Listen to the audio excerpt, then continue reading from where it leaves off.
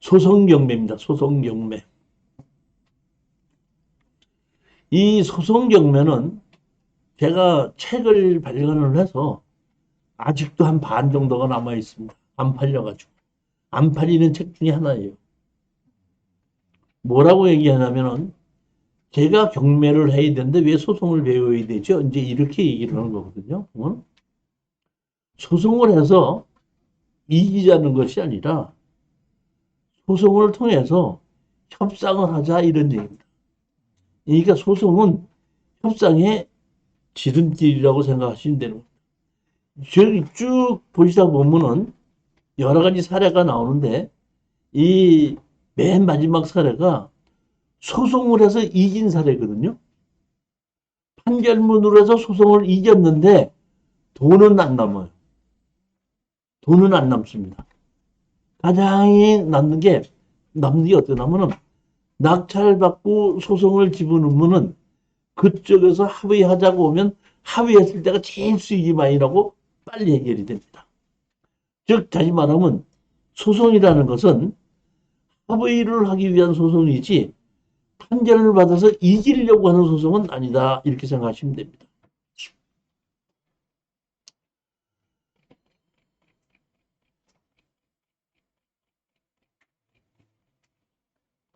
제일 먼저가 이제 보시면 차례에서 제일 먼저가 제가 이 경매를 강의를 하면서 공정우선 매수에 숨어 있는 것을 잘 몰랐었어요.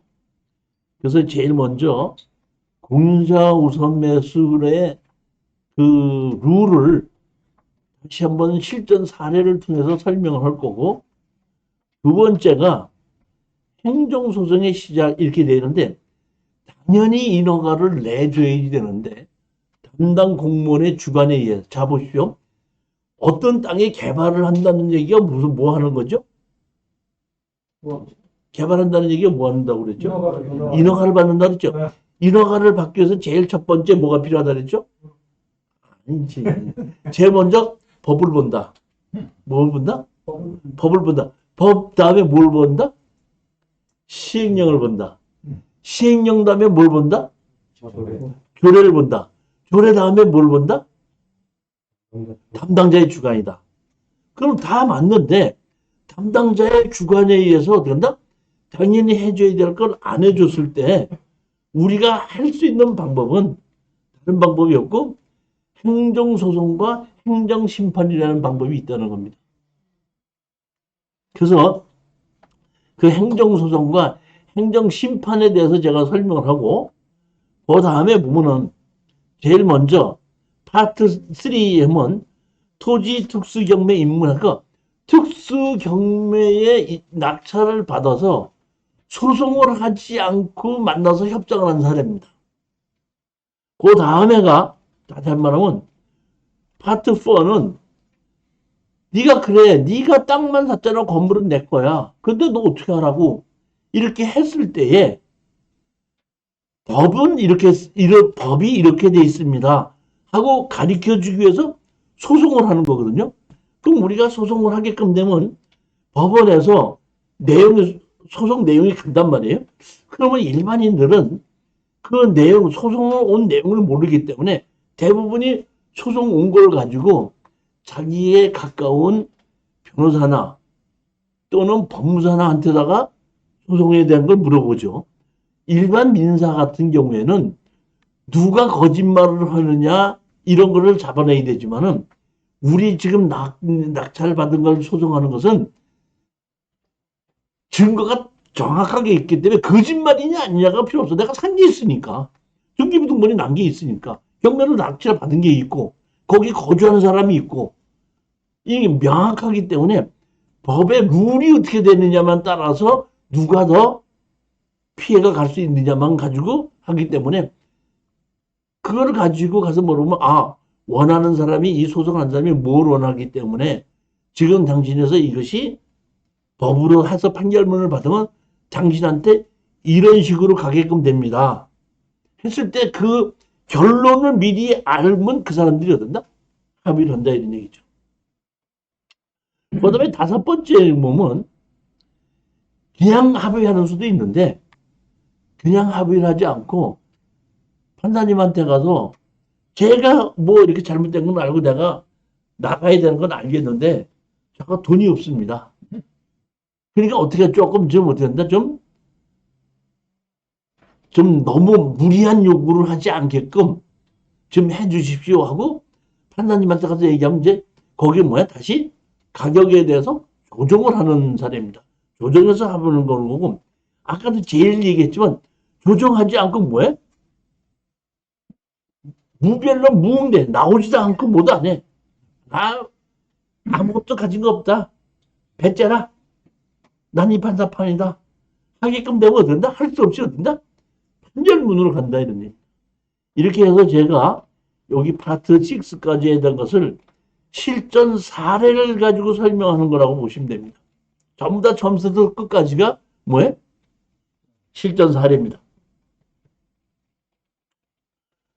자, 우리가 한번 보시겠습니다. 우선 매수 신청을 여러 명이 동시에 할 경우 이렇게 돼 있죠. 제가 우리 그 평택에 이제 미군 부대가 설치가 되고 그다음에 이제 평택에 이제 개발이 된다는 것이 고속지구가 개발이 된다는 것이 발표되고 얼마 안 된 다음에 평택에 있는 집이 4분의 1이 경매로 나왔더라고요. 그래서 이제 제가 우리 수강장한테다가 이 지분 경매도 이것도 괜찮으니까 투자를 합시다 그랬더니 저한테다가 한 번도 법원을 안 가봤는데 같이 가보십시다 해갖고 같이 갔었던 적이 있습니다. 그래갖고 쭉 하다 보니까 우리 수강생이 1등 해갖고 했어요. 두 명인가 들어와갖고 1등을 했어요. 그래갖고 됐구나 했더니 바로 조금 있다가 한 사람이 툭 나오더니 공기자 우선 매수 신청합니다. 하고 한 명이 나왔어. 아 이거 뺏겼구나. 그랬더니 바로 30초 후에 또 다른 사람이 공기자 우선 매수 신청합니다. 또 나오더라고. 그런가 보다 그랬거든요. 근데 또 한 사람 또 공기자 우선 매수 신청합니다. 그러니까 다시 말하면 내가 4분의 1을 낙찰을 받았는데 우리 수강생이 나머지 4분의 1씩 갖고 있던 3명이 전부 다 와서 공유장소 매수 신청한 거예요. 그러니까 그만큼 그때 어떤데? 평택이 뜨고 있다는 얘기. 전부 다 공유자 우선 매수 신청했어요. 그러면 이때 이 공유자는 우선 매수를 누구한테 갑니까? 지분별로 나눠. 그게 이런 겁니다. 보면 한 사람은 이제 2분의 1이고 만약에 한 사람은 4분의 1이라 그러면 우리가 낙찰받은 거 4분의 1에 2분의 1 대 4분의 1 분으로 나눠서 공유자우선 매수가 나갑니다. 3명이 똑같은 지분을 했다면 3명이 똑같이 나누고 2명이 했다 그러면 2명이 나누는데 그 사람들이 만큼 가지고 있는 지분만큼을 가지고 그 지분을 똑같이 그 비율로 나누어서 공유자우선 매수 신청을 받는다. 이렇게 생각하시면 틀림없는 겁니다.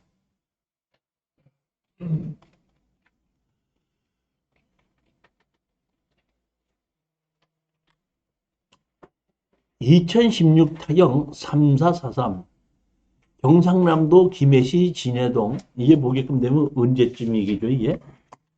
이게 17년도 17년도인데 여기에 보면은 이 땅과 이 집과 앞에 있는 땅이 지분으로 나왔더라고요. 지분인데 집 상태도 좋고 다 앞에 땅도 좋더라고요. 그래서 제가 이것을 이제 추천을 했었는데 이 추천한 거 이거 자체가 보게끔 되면은 공유자 우선 매수가 정식으로 들어왔습니다. 그 정에서 누가 한 사람이 공유자 우선 매수 시작하겠습니다. 한 사람이 들어오는 바람에 그 사람한테 우리가 어떻게 한다? 다 넘겨주고 나온 셈이니까 우리가 공유자 우선 매수는 할 수 있는 방법이 어떻게 했다 그랬죠? 두 가지가 있다 그랬죠. 하나는 미리 서면으로 또 하나는 어떻게? 그 자리에서 누가 낙찰자가 있을 때에 그걸 가지고 어떤다? 공유자 우선 매를 그 신청한 데서 그 가격을 가지고 공유자 우선 매수 신청을 하는 겁니다. 그러니까 제가 여기 21페이지에 있는 것은 아주 기본적인 겁니다.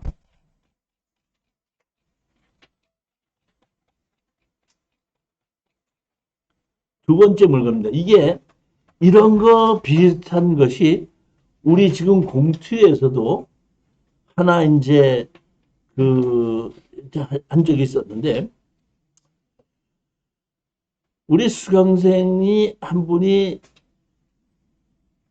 오셔가지고 등록을 해놓고 저한테 이렇게 얘기를 하더라고. 교수님, 그러니까 저한테다가 공개 강의나 이런 걸 듣던 분이 아니고 누가 추천을 해서 그냥 들어오신 분이야. 내가 아는 사람이 아니야. 그러더니 저는 누가 추천해서 들어온 사람입니다. 한 여자분인데 이렇게 얘기를 하더라고요. 아, 예, 반갑습니다. 그랬더니 교수님, 저는 돈을 벌어야 돼요. 그러더라고. 제가 보기엔 한 30대 후반 정도 됐는데 그 여자분이 뭐라 그래? 저는 좀 돈을 벌어야 됩니다. 그러면 그 여자는 돈 벌어야 되고 난 안 벌어도 돼요? 네? 그래서 제가 웃으면서 얘기를 했죠. 돈 벌어야 돼요? 그렇기 때문에 꼭 제 수강 기간에 하나를 추천해서 낙찰을 받아서 돈을 벌게 해주셔야 됩니다. 그래서 내가 물어봤죠. 그래요? 그러면 돈을 벌어야 되는 이유를, 정당한 이유를 된다면 내가 하나, 돈 되는 거 하나 추천해 드릴게요. 그랬더니 나한테 이러더라고요. 있잖아요. 저희 남편은 공무원이기 때문에 월급이 너무 적어요. 아니, 요새 공무원 월급이 적어요? 좀 적다고 하더라고요. 적다고 그래요? 네? 최고 좋은 게 공무원 아니에요, 지금? 안 적게는 하니까 좋다고 그러는데. 아니, 삼성에 가는 걸 원해? 아니, 우리 젊으면 삼성을 원해? 공무원을 줘? 둘 다 실수. 월급이 뭐 다 뻔한 거 아니겠습니까? 아니, 삼성은 월급이 많죠. 그렇지만 그만큼 어떻게 스트레스가 많고, 공무원은 월급이 조금 적겠죠. 그렇지만 그만큼 어떤다? 자유스럽죠. 일장일단이 있는 거죠. 그렇지만 공무원이라고 해서 월급이 적은 건 아니에요. 예. 그래서 내가 얘기했죠. 지금 공무원 시험 보려고 이제 공부하는 분이 몇십만 명이야. 그거 갖고 안 돼. 그랬더니, 하나 더 있어요. 그러더라고. 뭔데? 그랬더니, 저는 애가 셋이나 돼요. 그러더라고. 30대 후반인데 애가 셋이나 된대. 깜짝 놀라서 그러더라고. 진짜 돈 많이 들어가겠다. 그럼 그 돈 벌어야 되네. 그랬더니, 그래, 그러니까 하나 해주세요. 그래가지고 이걸 해줬는데, 나중에 알고 봤더니 애 하나밖에 없더라고. 그날 나중에 나한테 거짓말했고. 뻥친 거지. 자, 그래서 그때 내가 이 경매 물건을 골라줬던 것이 보면, 여기 뭐야? 토지 지분 매각입니다. 경망고인데 이게 1,000만 원인데 얼마까지 들어졌어? 350까지 들어. 350만 원까지 들어졌죠. 그래서 보면 제가 이걸 어떤다? 가서 낙찰을 받으라 그랬죠. 그래갖고 얼마에 낙찰을 받았냐면 378만 9천 원에 받은 거예요.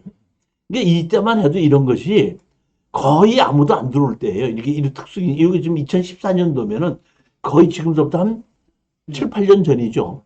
자, 이제 이랬는데 나한테 와가지고 뭐라고 얘기하냐면은 저 낙찰 받았는데 이제 어떻게 할까요? 그러더라고. 그래서 내가 잔금 낼 때까지 좀 기다리자. 아니, 그러니까 화가 날 때까지 좀 기다리자. 그랬더니 그래요. 알았는데 화가 났어요. 그러더라고. 그래서 내가 그럼 나하고 같이 현장을 가자. 현장을 갔습니다. 현장을 갔더니 이 집이 여기 보게끔 되면은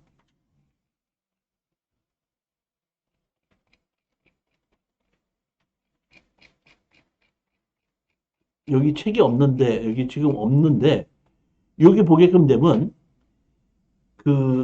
밭이 있고 집이 있는 겁니다. 집이 있는데 비어 있었어요. 비어 있었는데, 그게 어떻게 된다? 5분의 1인가가 지분으로 나온 겁니다, 이렇게. 지분으로 나왔죠, 여기 보면. 정희구, 정정구, 정진구, 이렇게 해서, 이렇게 지금 나왔는데, 이것이 경매가 이렇게 진행이 됐지 않습니까? 이 상속이 된 겁니다. 근데 한 사람이 이거를 낙찰을 받았어. 예전에. 뭐, 그러면 신창식이라고 있죠. 신창식이가 받은 게 다시 말하면 예전에 이렇게 상속이 돼 있던 것을 신창식이가 낙찰을 받은 거야. 그래서 신창식이가 낙찰을 받았기 때문에 이걸 신창식이하고 협상을 좀 해야 되겠다고 싶어갖고 신창식이 집을 찾아갔는데 신창식이 집이 어디냐면 이 집 바로 옆집이야. 그 이제 그 신창식이를 만나서 신창식이를 협상을 하려고 신창식이가 이미 5분의 1을 샀으니까 거기 가서 이제 그 번지 신창식이 있는 집에 가서 이제 와서 어떤 여자분이 마당에서 빗자루질을 하고 있더라고. 한 70대 되신 분이. 이거 제가 가갖고 신창식 씨를 좀 찾아왔는데 창식이 여기 없어. 서울에 있는데 창식이는 왜? 그러더라고. 그래서 내가 여기 잎에 있는 저 집, 저 땅과 저 집을 제가 5분의 1을 낙찰을 받았습니다. 근데 신창식 씨도 낙찰을 받았던 거 아니에요. 그래서 신창식이하고 나하고 둘이 좀 얘기를 좀 해야 될 일이 있어서 그래서 찾아왔습니다. 그랬더니 그래? 창식이 서울에 있는데 그러면 신창식 씨 전화번호 좀 가르쳐 주세요. 그랬더니 창식이 전화번호 몰라. 자기 아들 전화번호 모르는 엄마 있어요? 여기서 가장 중요하신 한 거 뭐냐면 우리가 전화번호 알아 관계자한테 가지 않습니까? 지금처럼 갔는데 전화번호를 안 가르쳐주는 경우는 협상이 쉽게 됩니다. 그러니까 그 사람들은 안 가르쳐준다는 얘기는 경매에 대해서 준비를 안 했다는 뜻이에요.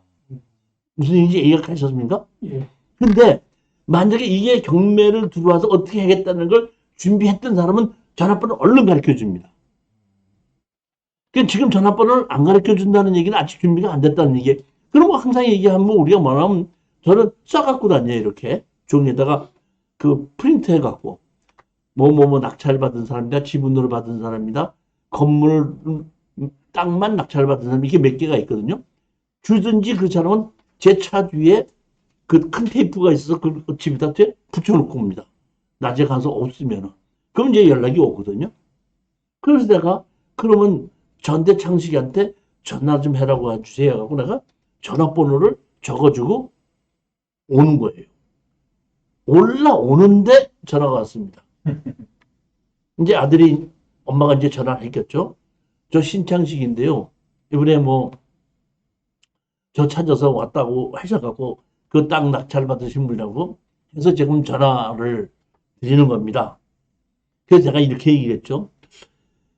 신창식 씨나 나나 그 땅에 같이 5분의 1을 낙찰 받았는데 내가 보기에는 둘이 합쳐야 될 것 같아.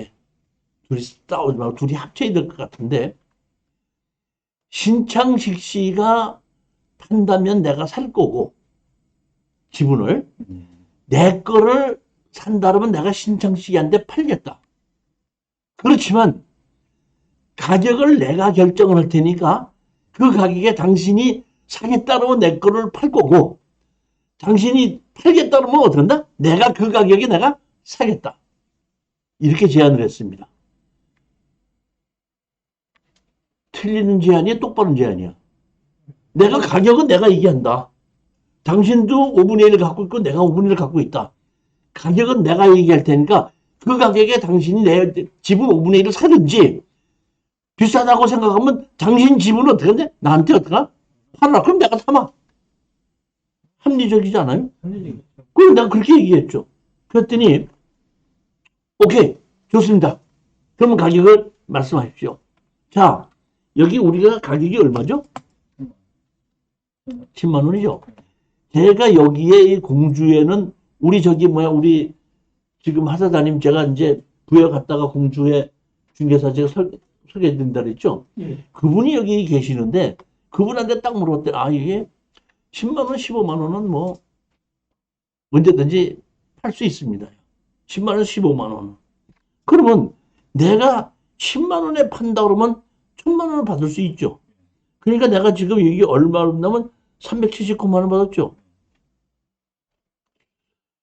600만 원을 얘기했습니다. 600.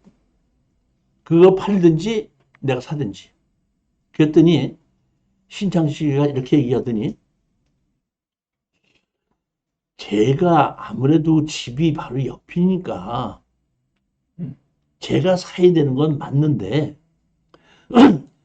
600만 원 좀 많으니까 조금 깎아주시면 안 됩니까? 이제 말을 바꾼 겁니다.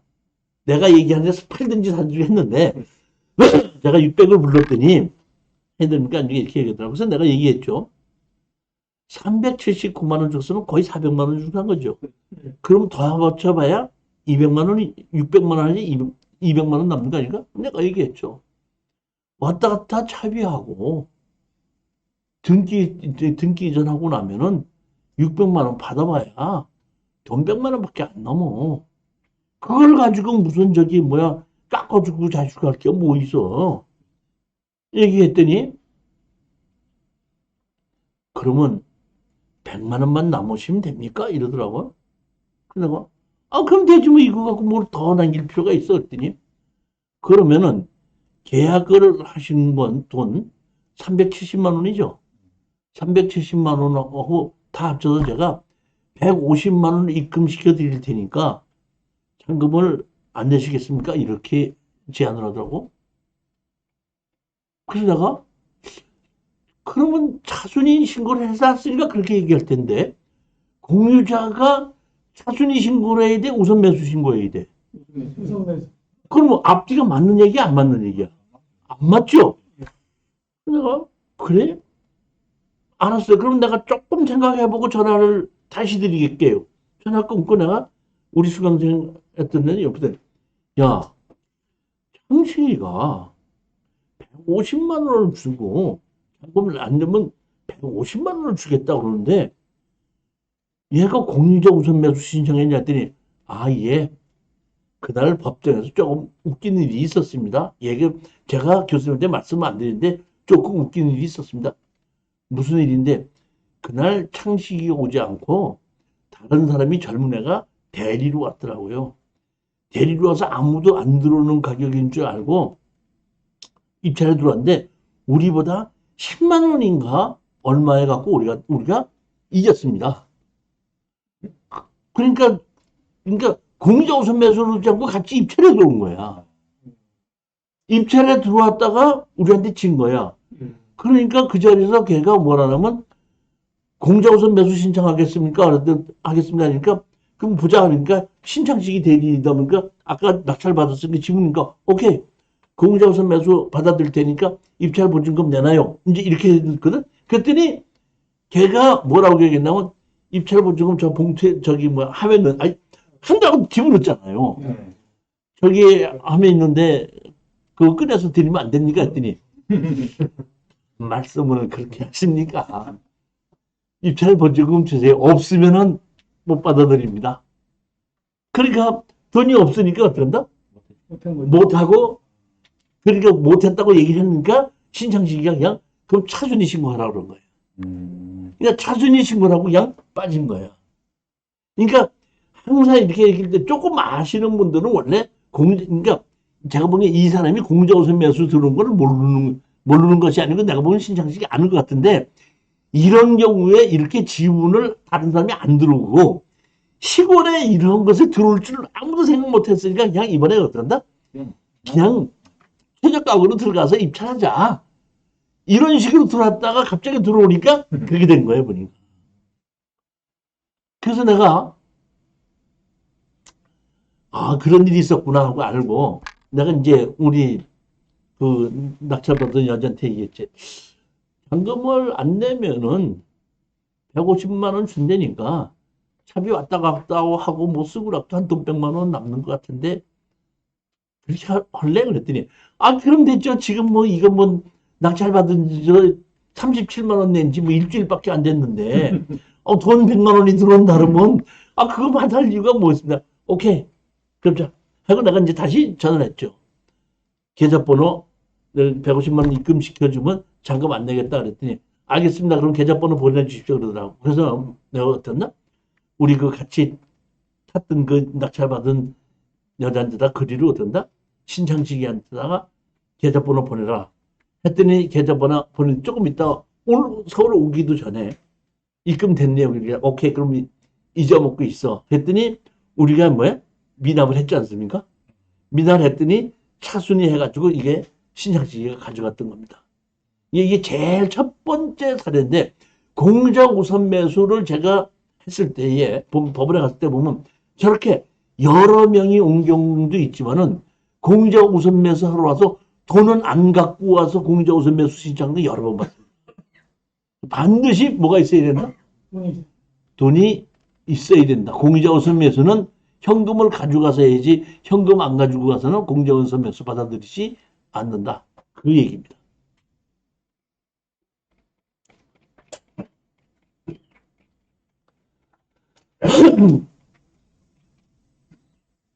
두 번째 물건을 보시겠습니다. 2016 1006일 경상남도 거창군 가분면 동성리인데 요쪽에 요런 것이 있는 것이 전부 거의 다가 제가 이 창원의 황경진 경매원장님 그 학원에서 추천 물건 강의할 때 거기에 있는 수강생들이 많이 들어가서 이게 남쪽에 이런 물건 많이 들어간 겁니다.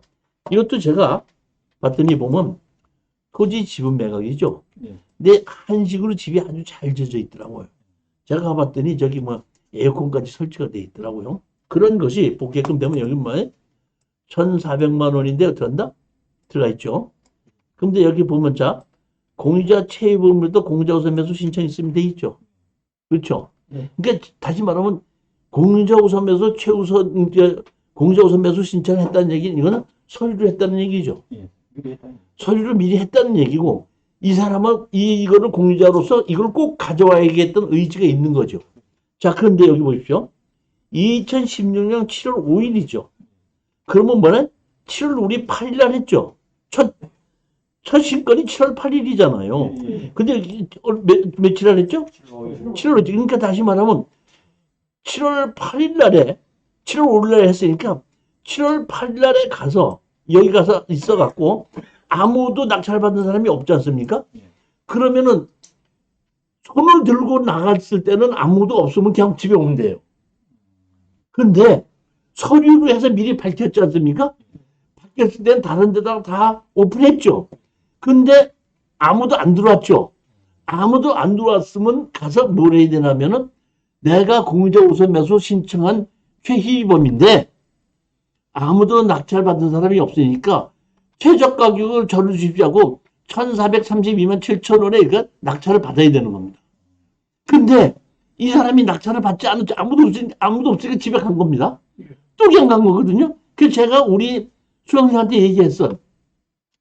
공유자가 최희범이 이렇게 신청했다는 거 서류를 어떻게 한다? 가져가라. 그러니까 아니지 않을라? 우리가 낙찰 받았지 않습니까? 낙찰 받자마자 최희범이 그때 나와갖고 공유자 매수 신청합니다 한 거야.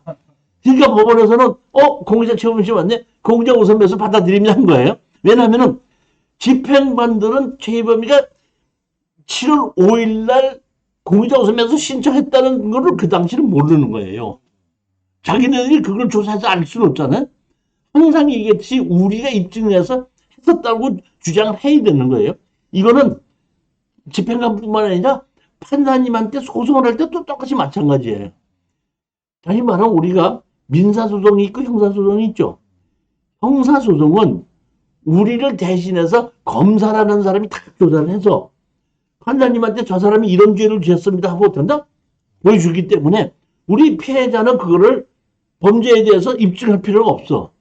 그렇지만 민사소송은 검사가 없죠. 뭘 입증을 누가 해야 돼? 본인이 해야 된 말이에요. 자, 본인이 했으니까 여기서 보면 이 공정우선 매수 했었죠. 그걸 가지고 와서 최희범 씨는 공정우선가 맞긴 맞는데 2016년 7월 5일 날 이렇게 공정우선 매수 신청했는데 써먹지 않지 않았습니까? 하고 그 자리에서 보여줘야 됩니다. 이걸 보여주지 않으면은 그 했는지 안 했는지 모르기 때문에 그대로 어딘다? 공정우선가 가져가는 겁니다. 그래서 그렇게 신청했더니 공유자는 먼저 서류로 신청했다가 써먹지 않았기 때문에 이 당신 최이범 씨는 당시 어떤데? 취재됐습니다. 해갖고 우리 수강생이 낙찰을 받는 겁니다. 그러니까 우리 그 수강생이 그러더라고. 그래갖고 낙찰을 받고 법원 바깥에 그 법원에서 나오니까 얼마에 팔 거냐고 좀 팔아달라고 해갖고 그냥 가격만 이렇게 정해갖고 이렇게 처리했습니다. 이렇게 얘기를 하는데 이것도 사실은 보면은 한다고 그랬으면은 가격만 잘 결정이 됐으면 우리가 아까처럼 미납을 하고 다른 사람 이름으로 다시 어떤다? 뭐 공제우선 매수 신청을 하든가 이래야 되는데 그걸 못하고 또 다른 사람 없이 주인이 혼자다 보니까 자기 이름으로는 공제우선 매수 또 신청 못하는 겁니다. 이렇게 할 수 없이 교수님 나한테 와서 그러다 법원에서 나와갖고 마당에서 바로 팔았습니다. 자, 서류로 신청했을 때 아무도 낙찰자가 없으면은 경매가 다 끝나고 났으면 그 집행관한테 가서 내가 공제우선 매수 사건 뭐뭐를 신청한 사람인데 아무도 낙찰자가 없으니까 저한테다 그 최저 가격을 주십시오 하고 얘기를 해야지 되지. 그 얘기 안 하면 그 사람이 신청한 사람은 어떤데? 한번 써먹은 걸로 해서 끝난다 이런 얘기입니다.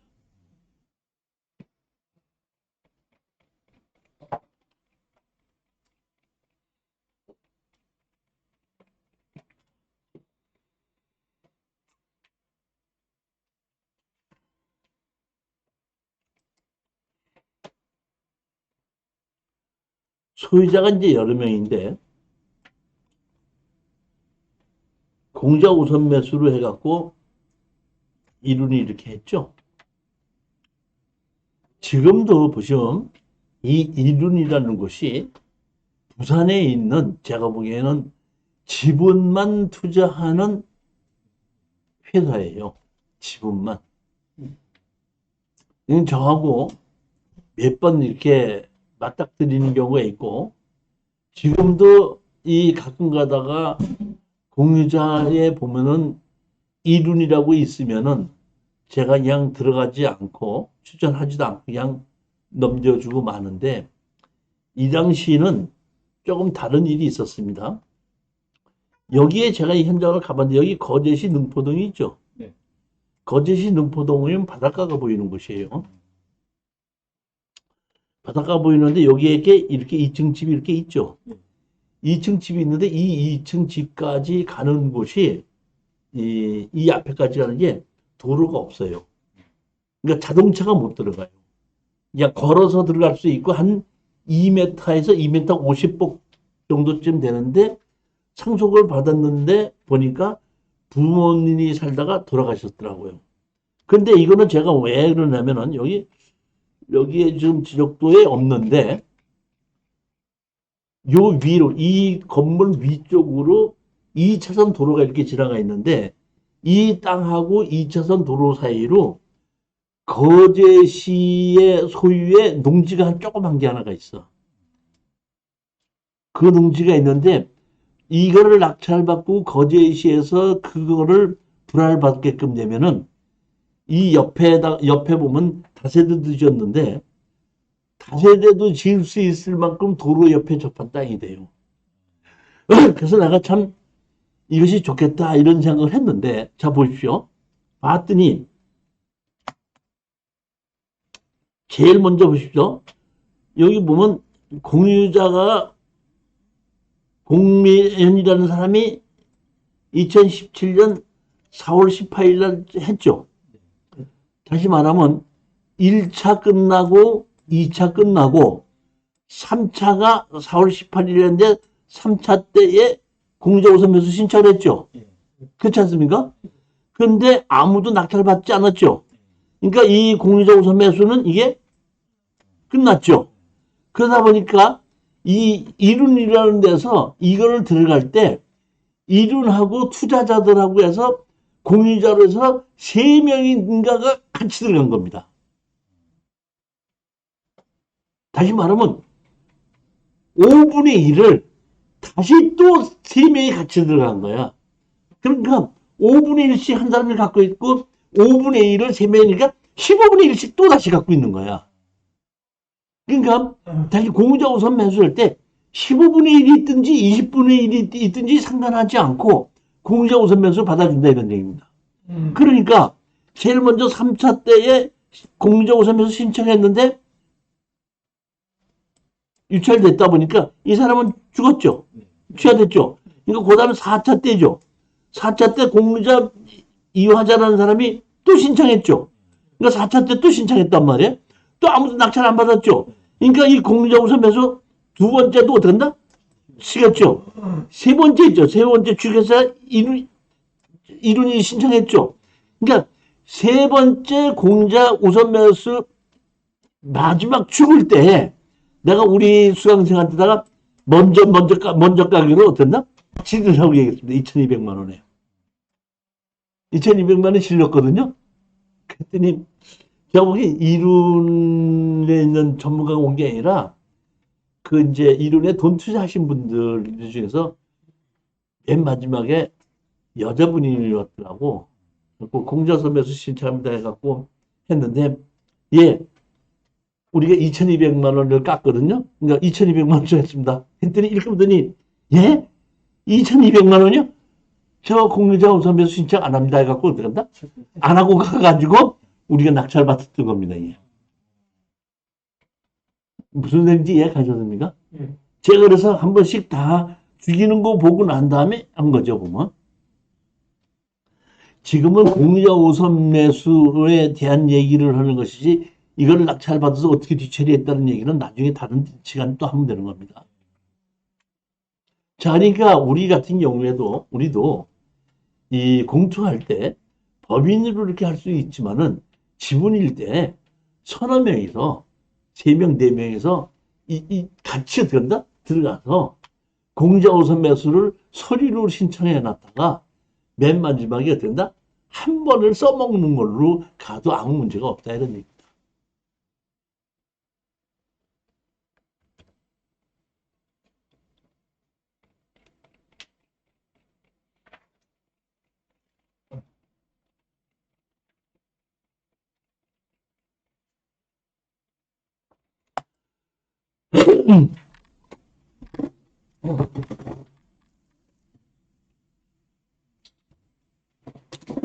자, 이번에는 2016 타경 1263. 여기 보시면 농지죠? 여기 보면 농지인데 이렇게 집이 있고 이런 것에 지분으로 해서 어떤다? 1,400, 1,700만 원에서 이렇게 된다, 어떻게 한다? 해갖고 우리가 뭐야? 716만 7천 원에 어떻게 한다?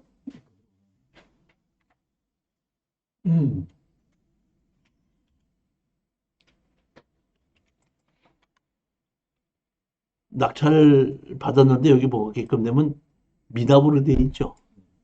미납으로. 이 항상 제가 우리 수강생들에게 얘기를 합니다. 낙찰을 받고 나면은 일주일이 지나고 나면은 낙찰 허부가 결정이 되죠. 그러면 잔금을 낸다고 할 때까지는 이제 허가가 나오고 나면 얼마 있다가 이제 연락이 와서 언제까지 잔금 내라고 얘기를 하지 않습니까? 그러니까 움직이는 시작을 저 같은 경우에는 언제부터 시작하냐면 낙찰 허가가 나면 움직이기 시작하는 겁니다. 낙찰 허가가 나면 항상 제가 우리 여기 계신 분들도 제가 듣죠? 낙찰을 받고 나면 제일 먼저 허가가 나고 나면 뭐부터 하라고 그래요?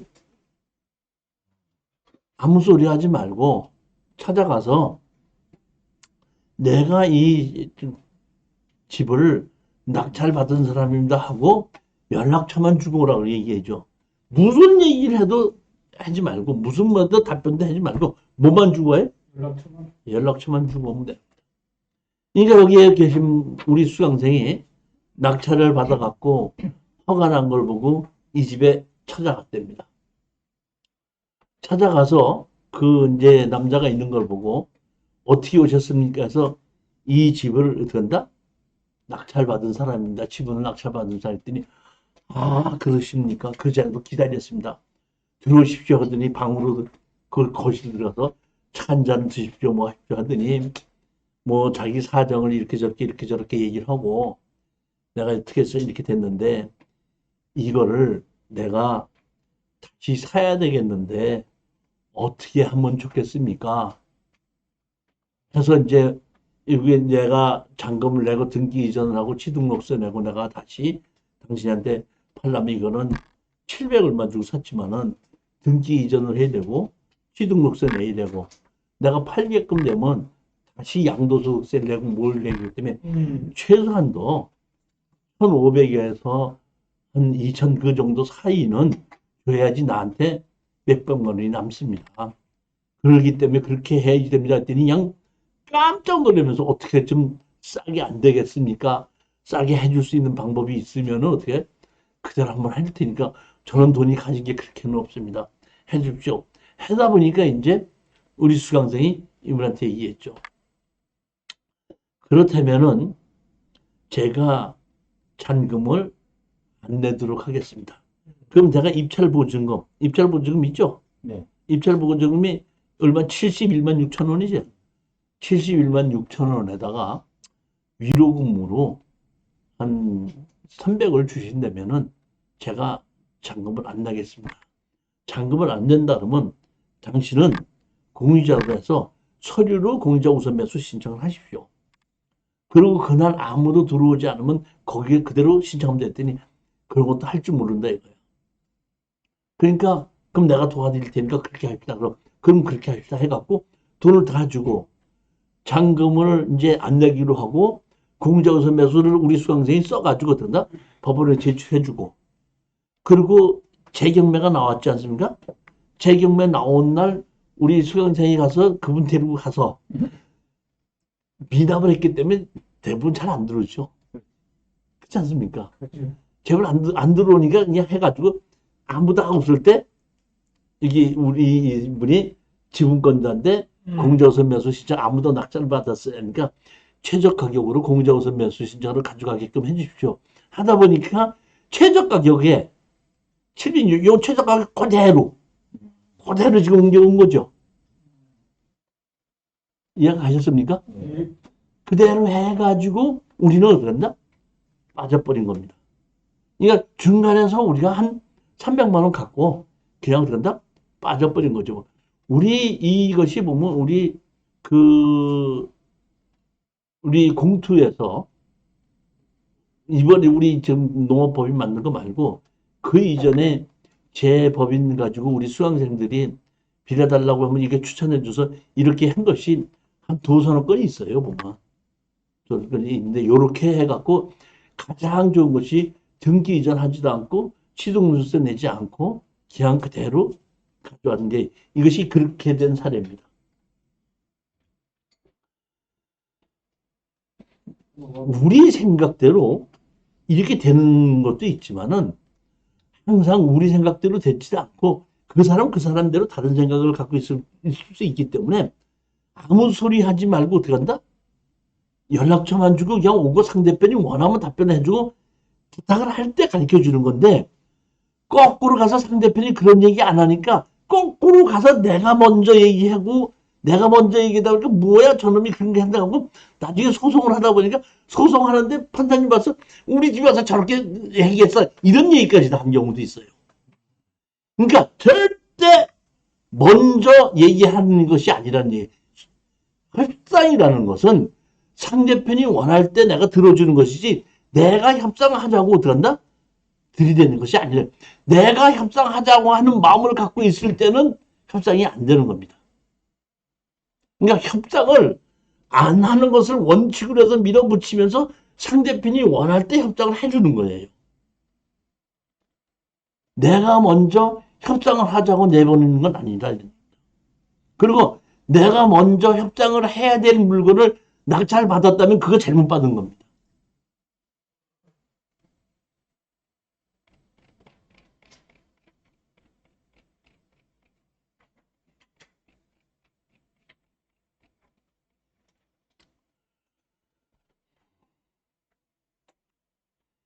(2016) 타경 19063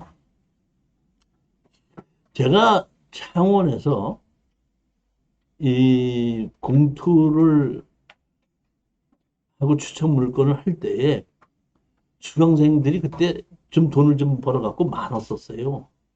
그때는 이제 코로나 사태 이전이기 때문에 뭐 강의실이 넓다 보니까 그때 한 70여 명 정도가 들어왔는데 70여 명 정도쯤 들어오다 보니까 내가 좀 감당하기가 힘이 들어가지고 안 되겠다 싶어갖고 내가 조를 짰어.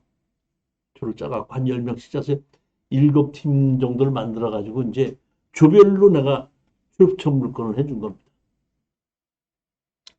여기 팀장이 한 명이 있었는데 이제 그분이 이 팀장을 내가 시켰는데 그분이 이제 실수를 한 거죠. 그분이 왜 팀장이 됐냐면 이렇게 된 겁니다. 이분이 성남에 있는 아파트를 하나 낙찰을 받았는데 대항력이 있는 임차인으로 돼 있고 5천만 원이 신고가 돼 있더라고요. 대항력이 있는데 배당료를 안 했어요. 그냥 뭐 적어놓고 그냥 그 5천만 원이 세가 들어가 있다. 이렇게만 돼 있는 거예요. 그러다 보니까 가격이 그 5천만 원을 물어주는 조건으로 가격이 떨어진 거예요. 그래도 내가 보기에는 5천만 원 물어줘도 한 5천만 원을 남을 수 있기 때문에 추천을 했습니다. 낙찰을 받았더라고요. 그래서 제가 이제 어떻게 해야 됩니까? 하고 물어봐서 내가 그분한테 얘기를 했어요. 우리는 5천만 원을 물어줄 수 있는 걸로 서류상으로 다 받지만은 내가 물어줄 테니까 언제 나가라 소리는 하는 거 아니다. 그냥 가서 낙찰 받고 난 다음에 내가 낙찰 받은 사람이다. 언제 나갈 거냐? 그 얘기만 해라. 그랬더니 예 알았습니다 그러더라고. 그랬더니 갔다 오더니 그런 거야. 교수님 뭐라고 그랬더니 제가 낙찰 받은 분 두드리고 들어가서 낙찰 받은 사람인데요. 언제 나갈 거냐고 그러고 물어봤더니 그지 않아도 올 줄 알고 기다리고 있었는데 딱 한 달 열흘만 기다리면 다른 데로 이사 가게끔 다 잡혔으니까 한 달 열흘만 좀 기다려 달라고 해갖고 그러겠습니다 하고 얘기했는데 이거 돈 보증금 5천만 원 얘기 안 하더라고요. 그러더라고요. 다시 말하면 그 경매가 올 때 아는 친척이나 돈이 없어도 아는 집에 있다고 하더라도 누가 오면은 그냥 내가 방어하는 셈치고 내가 뭐 전세 5천만 원이야 뭐 크게 얘기하는데 실질적으로 돈을 하지 않았는데 그거를 5천만 원 내놓으러 갈 때 형사건이 돼요.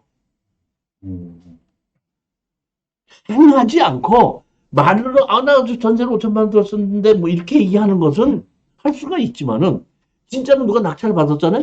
근데 5천만 원 준 적이 없잖아요. 친척이든지 이럴 수 있잖아요. 있는데 5천만 원 달라. 그런 사기로 들어갈 수 있기 때문에 말로는 그렇게 해도 실질적으로 집행하지 않는 경우가 상당히 많아요. 그렇기 때문에 가서 뭐 5천만 원 주겠다 말겠다 이런 소리 하지 말고 낙찰 받았으니까 너 언제 나갈 거냐?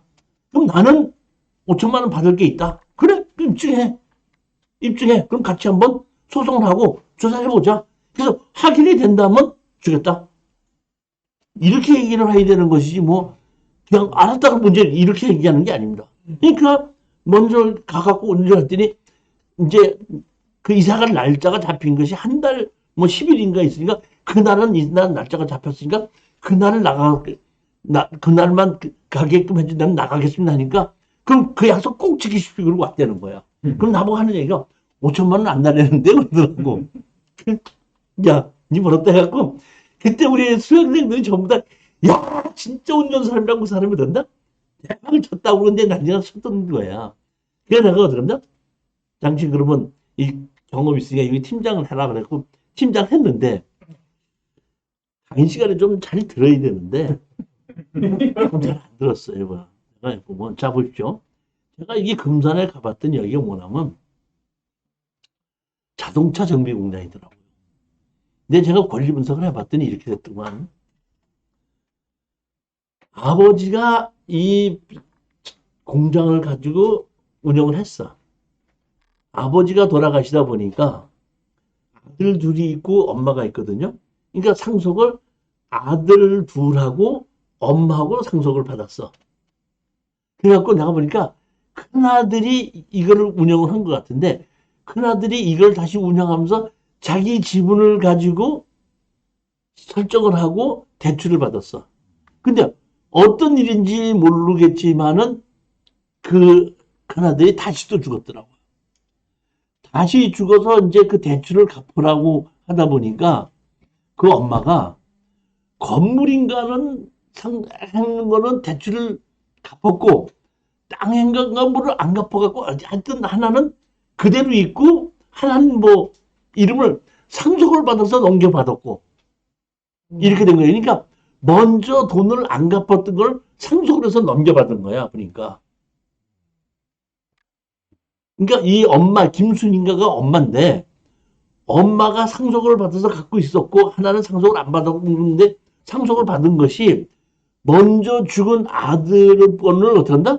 상속으로 넘겨받다 보니까 다시 말하면 이 엄마는 자기 거는 빚이 없지만은 상속을 받은 건 갚지 않았으니까 그대로 빚이 있잖아요.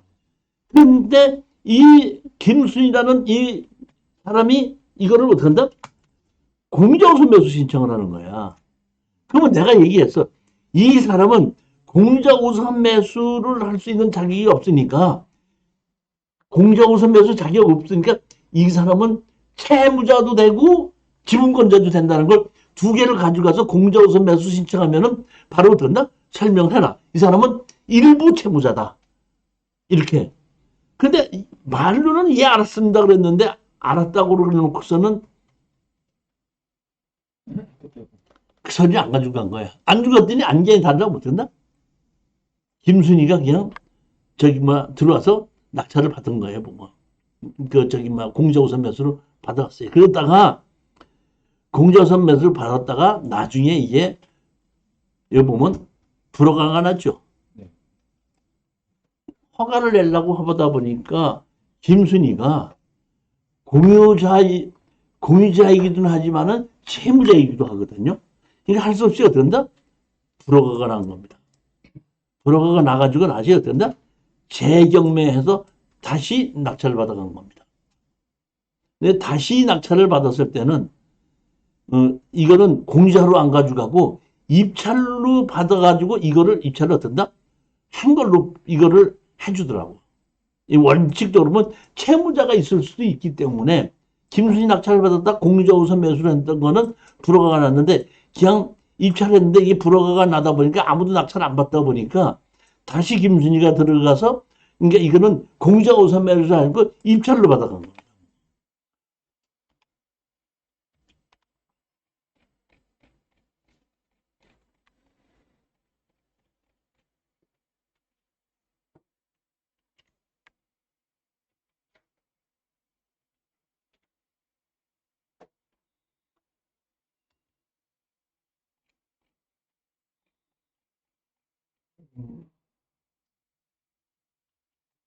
여러분 김순이로 돼 있죠. 김순이가 다시 말 갚지 않고 요거는 뭐는 건물에 관한 것은 김순이가 상속으로 넘겼잖아요. 여기는 뭐야 보면 이 토지는 그대로 뭐야 김범희 이름으로 그대로 돼 있고 이 그대로 돼 있다고 했을 때는 김순이가 공유자우선 매수가 될 수가 있는데 여기에를 보면 김순이가 이렇게 넘겨받았잖아요. 넘겨받았으니까 김범희 지분을 넘겨받았기 때문에 여기서는 뭐야? 여기를 보면 지분권지만은 이거를 넘겨받은 거는 채무자가 되는 거니까 원래 공유자우선 매수는 안 되는 것이다 이런 얘기죠. 그 채무자인데도 입찰이 가능해? 김순이 2차에 3차에 다시 2차 3차례 했는데 이걸 받아줬더라고요. 그럼 이건 원래 또 이의를 제기하면 이것도 사순이가 가져갈 수 있는 그러니까 이걸 아무도 안 들어왔으니까, 그러니까 다시 말하면 예를 들면 누가 들어왔으면은 이게 불가능을 했을 텐데 아무도 안 들어왔으니까 법정에서 그냥 그대로 인정해주자 이렇게 된 것 같아요. 뭐 단독이기 때문에.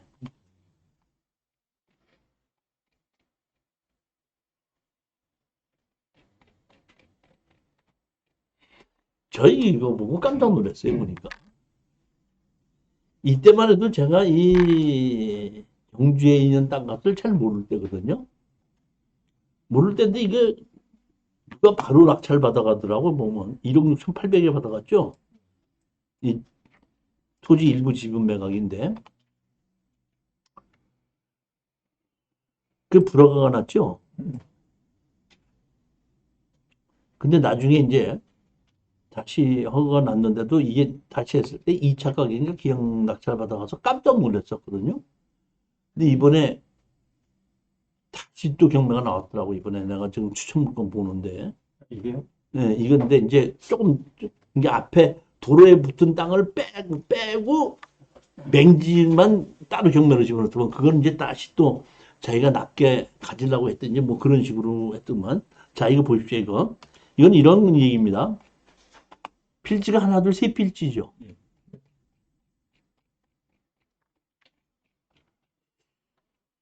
이게 없네. 필지가 세 필지인데 여기 보면 공유자가 있죠. 그런데 이게 내용이 어떻게 된 거냐면 이렇게 된 겁니다. 세 필지 중에 한 필지에 집이 있어요. 옆집이 넘어왔어. 한 필지에.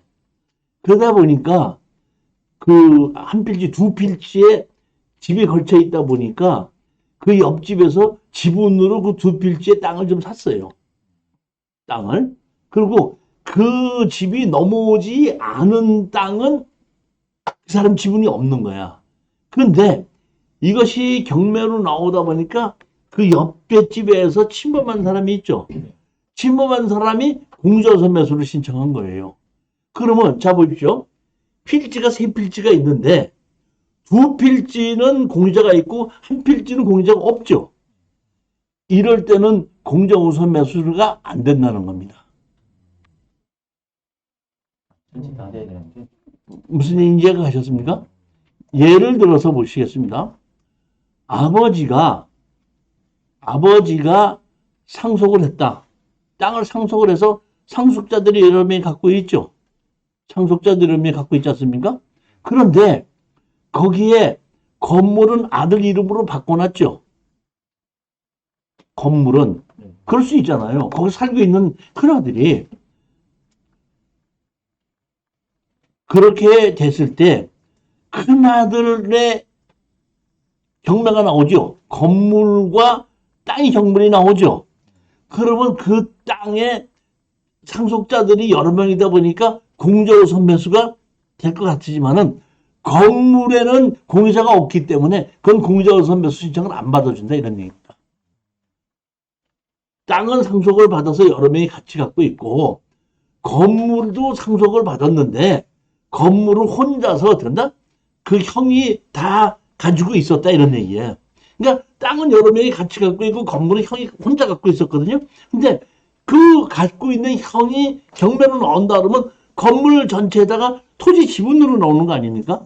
그랬을 때에 건물에는 지분이 없기 때문에 공정우선 매수 안 받아준다 이런 얘기입니다.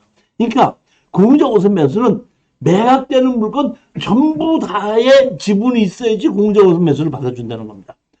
한 필지라도 공유자가 없는 것이 한 필지라도 있을 때는 공정우선 매수를 받아주지 않는다 그런 얘기입니다.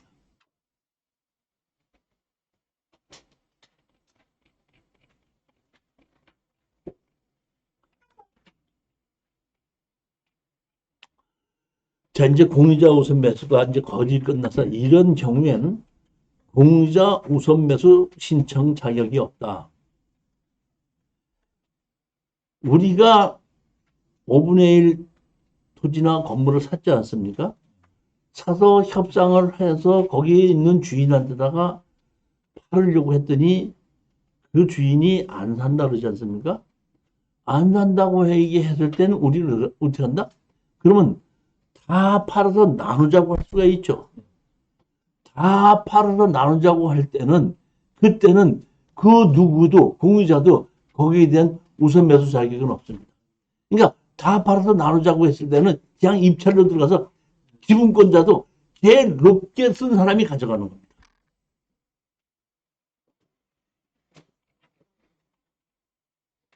그러니까 공유물 전부에 대한 경매인 경우에는 공유자 우선 매수 자격이 없다는 얘기고, 그 다음에 경매 신청을 받은 당의 공유자 있죠. 그러니까 아까의 김순희 같은 경우에는 자기가 채무자지 않습니까? 채무자인데 그 채무자이면서도 지분권자인 경우에는 그 사람의 어떤다? 공유자 우선 매수를 받아주면 안 된다고 해가지고 아까 제일 처음에 어떤다? 불허가 났죠.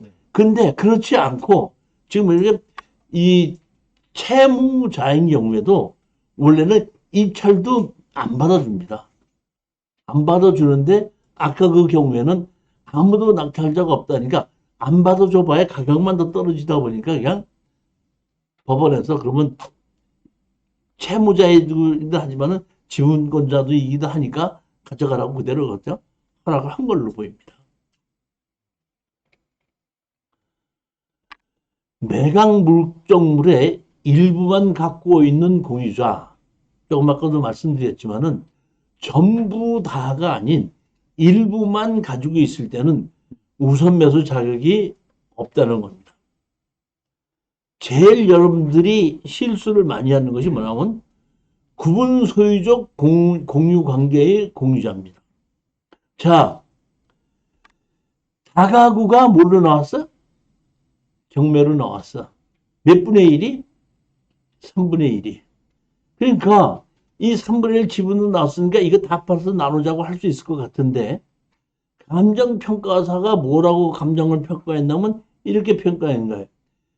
지분으로 나왔지만은 현장을 감정해 본 결과 구분 소유적으로 1층은 누구누구가 갖고 있고 2층은 누가 갖고 있고 3층은 누가 갖고 있는데 지금 지분권자는 3층 누구누구가 구분 소유적으로 소유하고 있습니다. 이렇게 감정평가가 만약에 했다 그러면은 그거는 지분이 아니라 3층을 사는 거예요. 구분 소유적이라는, 지금 다시 말해 또 보면, 자, 보십시오. 어떤 땅이 있는데, 땅에 집이 있지 않습니까?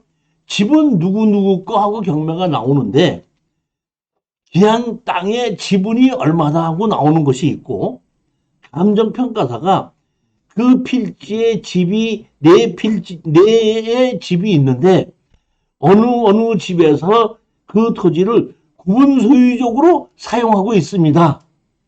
이렇게 얘기를 하게끔 되면 지분으로 사는 것이 아니라 고물권을 사는 겁니다. 그러니까 우리가 지분이라고 하더라도 전부 다 지분이라고 생각하지 말고 감정평가가 구분 소유적으로 평가를 한 것인지 어딘지 알 수가 없어서 어떤다? 전부 다를 감정을 해서 뭐예요? 지분으로 나눠서 감정을 했다. 이거는 지분이 맞습니다.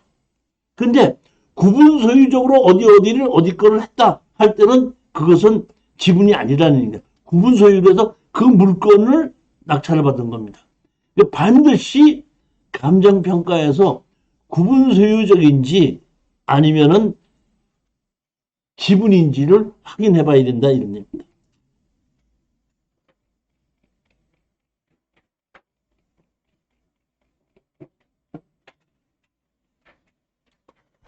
자, 파트 2. 행정소송의 시작.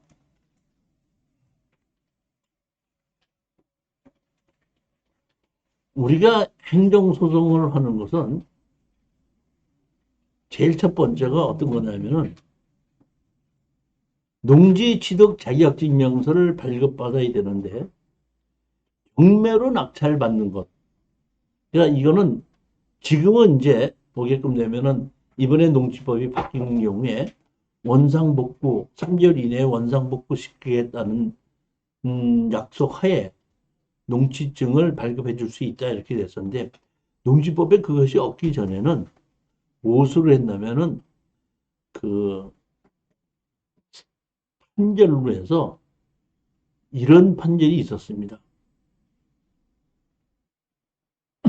누구누구가 어느 땅에 농지를 경매로 낙찰을 받았는데 불법 건축물이 있다고 하여 농지 취득 자격증명서를 발급해 주지 않는다면은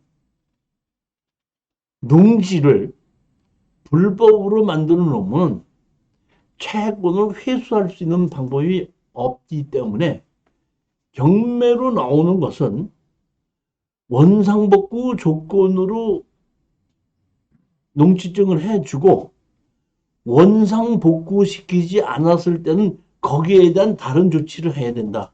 이런 것이 판례에 있었다는 겁니다. 그렇기 때문에 우리가 농지증에 대한 것을 가지고 제일 먼저 안 해준다. 경매로 낙찰받았는데 안 해준다고 했을 때는 소송을 하게끔 되면 다 이겼는데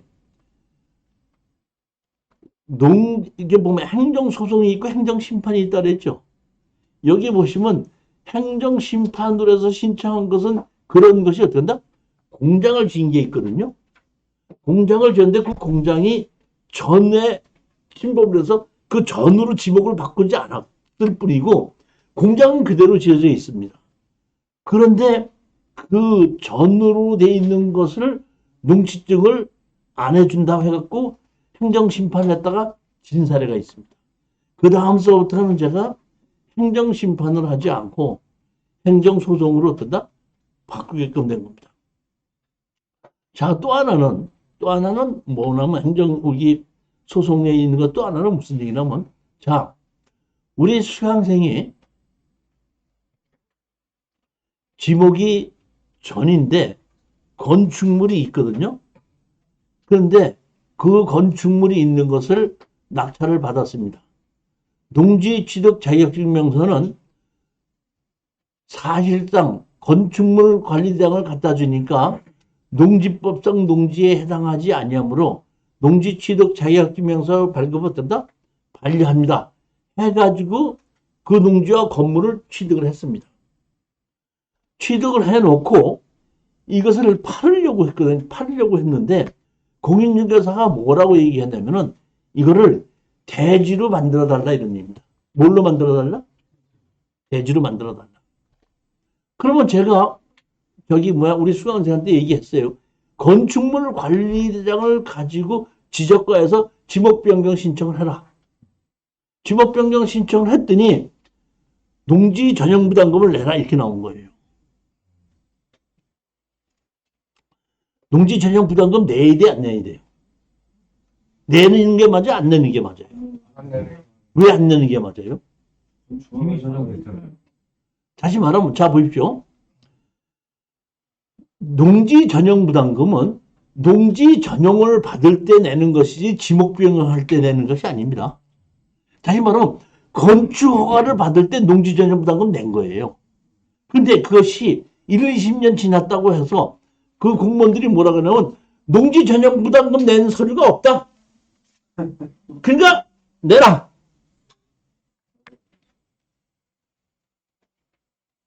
그러면서 600 얼마를 내라 그런 겁니다. 그러니까 그거는 아니지 않느냐 해갖고 행정심판을 제기했어요.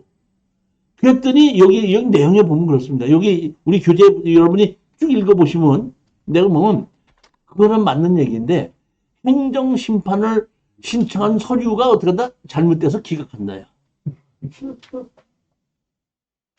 무슨 얘기 이해가 하셨죠? 그래서 뭐 이렇게 얘기하는 것은 좀 잘못될 수 있지만은 그 행정심판은 같은 공무원들끼리 하는 거죠. 밑에 사람이 한 걸 위에서 한번 검토해 보는 거고 행정소상은 법에 의해서 조례에 의해서 판사님들이 조사를 하는 것이죠. 그러다 보니까 행정소송은 정확하게 판결을 내리는데 행정심판은 그렇지 않은 경우가 많더라고요. 그 다음서부터는 제가 행정심판을 하지 않고 좀 더 돈이 들어가더라도 행정소송으로 해서 진행을 하게끔 되는 겁니다. 지금 보면. 그래서 행정심판과 행정소송이 있는데 아까도 말씀드린 제일 먼저 우리가 땅의 가치는 뭐에서 나오는 거죠? 인허가에서 나오는 거죠. 인허가를 받지 못하는 땅은 돈이 안 되는 땅입니다. 그러니까 땅의 가치는 어떤 거냐면 그 땅이 어떤 인허가를 받을 수 있느냐가 그 땅의 가치를 얘기하는 거예요. 여기에 도로를 하나 가운데다 두고 저 땅은 평당 1000만 원이고 이쪽 땅은 평당 100만 원이에요. 왜 그래요?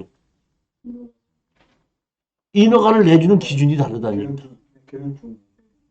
용적률이 저기는 예, 예. 500%고 여기는 용적률이 200%예요.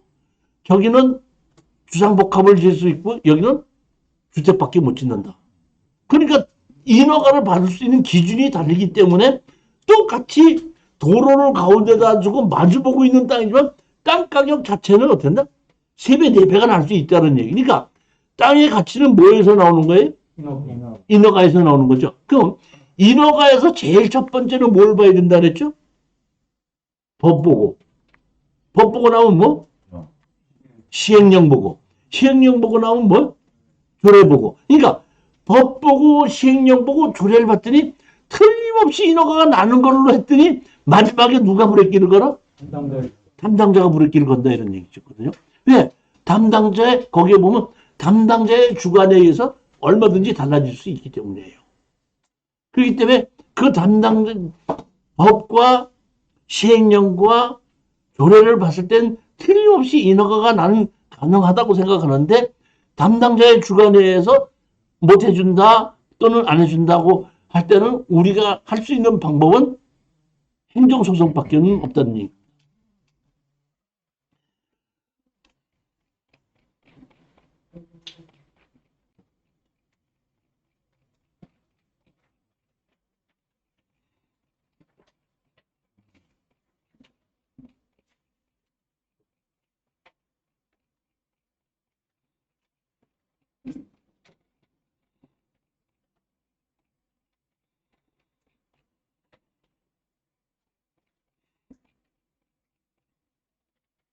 여기에 보면 이게 전으로 이렇게 돼 있지 않습니까? 전으로 돼 있고 여기에 공장이 이렇게 지어져 있었거든요. 이렇게. 그래서 여기를 낙찰을 받았는데 농지증을 안 해줘가지고 행정심판으로 했는데 진 겁니다. 그때 보면. 그러니까 이거는 뭐 제가 보기에는 건물이 정식으로 지어져 있고 여기 공장이 지어져 있기 때문에 여기에 대한 것을 가지고 농지증을 안 해준다는 얘기는 다시 말하면 정식으로 건물이 있을 때는 뭐라 그랬죠? 합법적인 있는 건물인데 농지법상 그게 아니라고 얘기했지 않습니까? 근데도 안 해주는 거예요. 그래서 이거 결국에 여기 보면 우리 저기 뭐야 행정식발 보면 졌습니다 저희들이.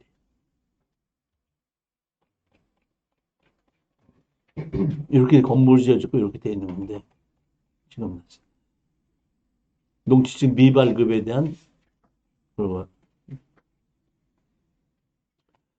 해당 농지는 불법으로 형질병하여 농업 현실이 실현이 불가능함. 여기 보시게끔 되면 정식으로 이렇게 공장이 지어져 있고 이 공장에 건물이 건축물 관리장 다 돼 있거든요. 그런데도 불구하고 이렇게 얘기한다. 그러니까 이렇게 담당자가 안 해준다고 했을 때 우리는 할 수 없이 행정심판이나 다시 말하면 행정소송을 해야 되는데 행정심판에서도 같이 이렇게 판단을 내려주니까 제가 생각하기에는 이건 뭐 어떻게 방법이 없으니까 아 이건 행정심판으로 하지 말고 행정소송으로 해야겠구나 이런 거를 판결을 갖게 된 거죠. 그러니까 이렇게 해서 행정심판으로 하고 할 거고 행정소송으로 해서 한 번도 진 적이 없어요. 행정소송으로 해서 처음에 못 모르고 행정심판으로 했다가 이거 친 겁니다. 그럼 심판에서 지면 소송으로 못 가나요? 갈 수 있나요? 심판으로 하고 나면 다시 이제 소송으로도 갈 수 있겠죠. 근데 저도 이렇게 몇 년이 지나고 난 다음에 이런 거 저런 걸 다 봤기 때문에 이제는 그러니까 자신나고 이렇게 하자 저렇게 하지 않는데 이 당시만 해도 담당자가 브레이크를 걸을 때 상당히 당황스러웠던 거야. 이걸 어떻게 해야 되려나 어떤 방법이 있는가 행정심판 이런 것이 있다. 그럼 행정심판도 한번 해보자. 그리고 행정심판도 해보고 그다음에 행정소송도 해보고 다 하다 보니까 아 이런 방법이 있고 이렇게 됐구나 하는 걸 내가 여러 번의 경험에 걸쳐서 알게 됐는데 처음에는 저도 잘 몰랐죠.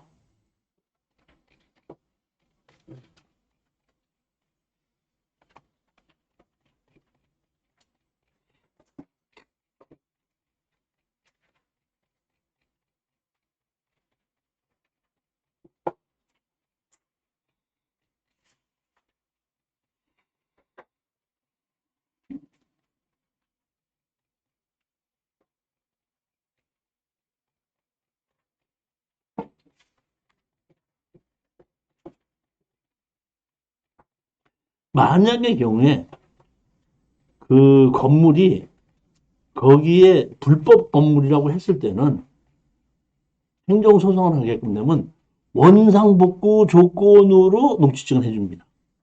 근데 아까 거기는 합법적인 건물이 있었거든요. 합법적인 건물이 있을 때는 농지법상 농지에 해당하지 아니함으로 해줘야 되는 거고, 불법 건축물이 있을 때는 원상복구 조건으로 해줘야 되는 게 맞다 이런 얘기예요. 지금은 행정소송을 하면 둘 중에 하나예요.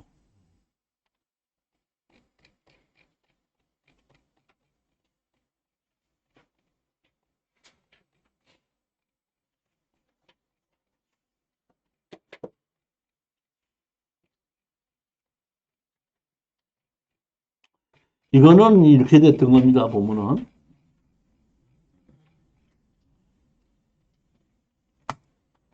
토지 지분 매각이죠. 여기 보면 과손으로 되어 있지 않습니까? 또 우리 한 명이 낙찰을 받았잖아요. 낙찰을 받았는데 이게 뭐냐면은 과손이잖아요.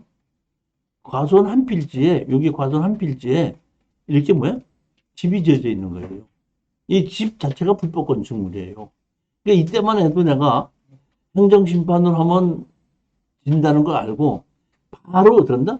원상복구 조건으로 해달라고 행정소송을 바로 저기세요. 행정소송으로. 바로 행정소송 집어넣었더니 법원에서 연락이 왔어요. 소송 취하해주면은 불허가를 내고 입찰보증금 내주고 재경매 다시 들어오게끔 하겠다. 해가지고 그런 불허가를 하고 다시 재경매해서 농지증 바로 해주는 걸로 해가지고 끝이 난 사람입니다. 잘못된 농지전용 부담금에 대한 것도 이것도 우리 수강생이 낙찰을 받은 건데 이렇게 집이 있어서 지목이 전으로 돼 있고 집이 돼 있는 거거든요. 집이 이렇게 지어져 있는 건데 이거를 갖다 이 집이 지어져 있는 이 집을 지목이 전이고 건축물 관장이 있거든요. 이거를 지목을 대지로 바꿔달라니까 농지전용 부담금 내라. 이렇게 해가지고 이렇게 건축물 관장이 있는 거거든요. 해갖고 행정심판 1차 답변해갖고 이거 안 된다 이런 얘기고 결국 우리가 진 거예요 이것도. 그 지는데 다 내용을 보게끔 되면은 네 얘기가 맞는데 행정심판에 대한 그 서류 절차가 어떻게 잘못됐다 이런 얘기.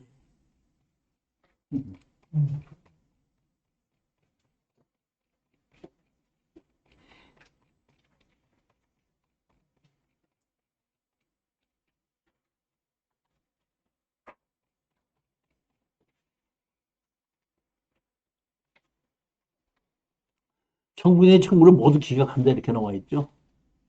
맞지 않습니까?